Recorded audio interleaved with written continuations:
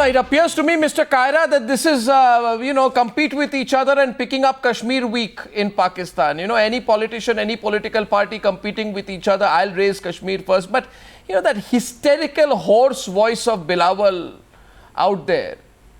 And also what is most ironical, it's not even, he's reading out from some piece of paper that is under him. He's preparing almost like a stage actor.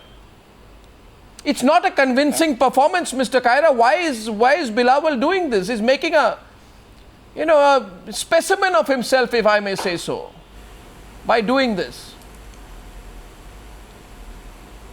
If you have completed your question, Mr. Bilawal said what our party position is. It's not a new thing. It is our stated position right from our founder, chairman, Mr. Zulfiqar Ali Bhutto, her brave daughter, Syed Benazir Bhutto, and even now. So now you should realize the futility of it, Mr. Kaira. It's enough time for you. You should realize the futility of Kashmir, it. Please let me put my version. You have a narrative. From Indian side, you have another narrative. In Pakistan, we have something else. We have another narrative. And the Kashmiri leadership and the people of Kashmir, they have their own. But the whole world has rejected the so-called narrative of yours. Please don't interrupt me. The United Nations has rejected it. The United States has rejected. Nobody in the world takes you seriously anymore on it. Gentlemen, if you please put your question and then be patient, then please be patient to listen my version.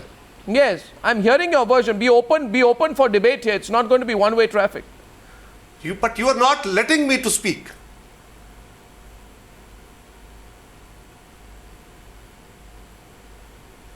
Is it okay now?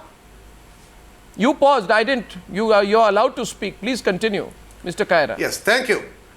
Please, I have heard your voice, but there is a narrative on the Indian side. You say that Kashmir is our integral part. Yes. On Pakistan side, we say that there is a promise by the United Nations, by the Indian leadership, to the people of Kashmir that they will be given right of plebiscite, they will be given right of the self-determination. God, you have been told again and again. You've been told again and again about this. You know what happened in the Shimla agreement. I don't need to be told again and again by you. It's a lost cause for you. By the history. No, Mr. Kaira, sorry to make a point. I'll make a point clearly. I am sorry. You hear me, Mr. Kaira. Mr. Kaira, Mr. Kaira, putting some questions to me. Please put question. Yeah. Don't give me a lesson. Don't worry, Mr. Kaira. It's not. I'll give you a lesson if required. Because this is not a way forward, gentlemen. Because you have fought wars with India. You have lost every war. Yes, we have been not just you've been humiliated every time. You realize that. So therefore nobody in the global community takes you seriously. The UN Security Council has not debated this since 1962. Gentlemen, thank you very much. I am not here to listen to your sermons. I'm very sorry. Because an anchor has to put questions on me and get my version, you may agree or may your disagree. point of view don't seem to be convinced by what you have to say. You obviously want to run away from the program because you don't want to counter me. If you can counter me factually now. Counter me factually. Is it a way? Counter me factually, Mr. Kaira. Counter me. You have called me over here. Please listen me now. You have called me, invited me in your studio. You put your question and then be patient. If you are not patient and you don't have the capacity to learn, to listen from others, and a different point of view, please don't call us. Mr. Kaira, I've asked you the question, but you seem to be having no answer tonight. I've told you and you counter me now. I'm asking you. You're not letting me to answer. You're not letting me to answer. So I'll ask you a question after that you answer. So my question is simple. Thank you very much. You are insulting me now. Well, Mr. Kaira, if you choose to run away from my program, that's not my problem. I'm not running away from your program. Put your question and then wait. All right. Don't get angry. Here's my question. Let me give my answer. Here's my question. Here's my question. I'll ask the question and then I'll wait and you reply. And my question to you tonight, Mr. Kaira, is this. And everyone's watching you. You have a sermon to give. You have a sermon for me. No, I'm not sermons. If I'm putting uncomfortable facts, I'm sorry. But these are uncomfortable facts. Now I'm just putting a question. This is no way. Well, I am quite amazed that you are questioning me like this. I am quite amazed that you expect me to toe the Pakistani line. My question is simply this. Not toe the Pakistani line, but be patient. Yeah, listen Pakistani line. Right. I am listening your line. So, Mr. Kaira, my question to you. Thank you very much. Thank you very much. I'm sorry. Well, if you choose to run away, it's not my problem, Mr. Kaira. And I don't understand why you're so touchy about it. The representative of the PPP just ran away. Ran away, Mr. Tariq Pirzada. When asked the questions, that's what happens.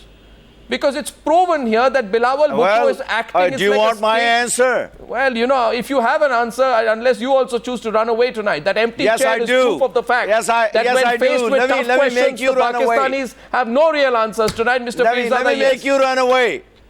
That's all right, Mr. Pirzada. All right, listen. First of all, enough Pakistanis have done this before. People from India who lie on the issue of Kashmir. We had K.C. Singh this afternoon, and he lied about the wording of the resolution, which says the withdrawal of Indian forces from Kashmir. And he said, no, the word is that of reduction. And I countered him. He did not agree. I checked it. He lied to 1.3 billion people of India.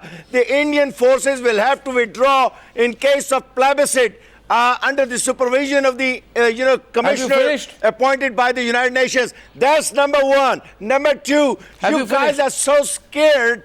You guys are so scared of the speech of Prime Minister of Pakistan that will be delivered at the United Nations that you are trying to preempt the momentum of Pakistan for the Kashmir by coming up with this very silly one-sided show. And that is a sad commentary on your class. I ask our viewers on the Newshour tonight to just do one thing. You know why the PPP representative ran away from Newshour? You go back and you see a 1989 video. I tell you. He did not run away. You did not let him talk. You did not. My way, look, the reason I talk on your show is because I forced my way into the show. You don't let me talk. You know something, sir. Sometimes he's a different kind of. He's a different person. Sir, and he has different ways. Mr. Pirzada, don't force yourself. I just say I have something to say to the viewers. I'm talking to them now. There is a 1989 video of Benazir Bhutto where she works herself up into a frenzy. Please. You know, on Kashmir. Bilawal Bhutto is copying her, trying to copy her actions. His voice goes hoarse like her voice goes hoarse.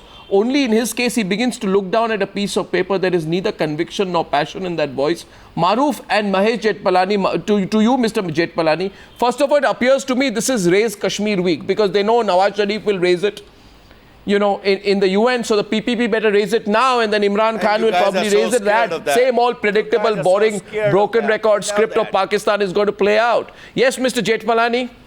Yes, Mr. Jetpalani, what do you think? But, you know, Arnav, I wish the spokesperson of the PPP hadn't gone away because I had a very important question to ask him. Look, it's par for the course now for spokespersons and leaders of all Pakistani political parties. On your part. Sir, it's straightforward, sir. It's straightforward. I don't need certificates from Pakistanis on our journalism.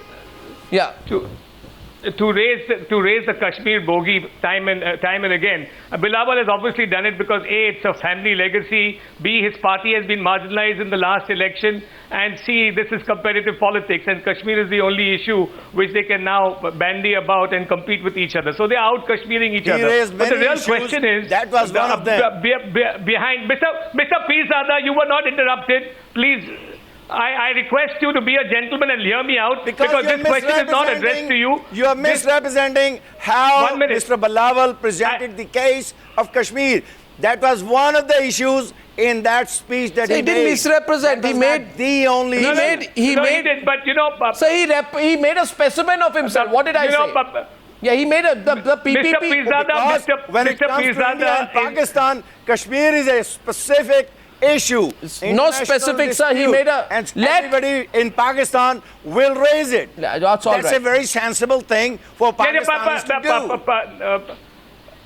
Arnav, Mr. Pirzada may have his own narrative. The Pakistanis may have their own narrative. But that narrative has failed from times immemorial now. But the very crucial question about an aspiring leader like Bilawal, the most crucial question is that his party position? Because that's what the spokesperson who ran away just said, or walked away just said. He said that Bilawal was only mouthing his party's official position on Kashmir. Now, beyond that mouth-frothing rant of Bilawal's, is the real crux of the issue his statement. Let's analyze his statement. What he says is that he will seize every inch of Kashmir and not leave any part of it. Now that is bellicose, that is belligerent, and that is the language of an aggressor.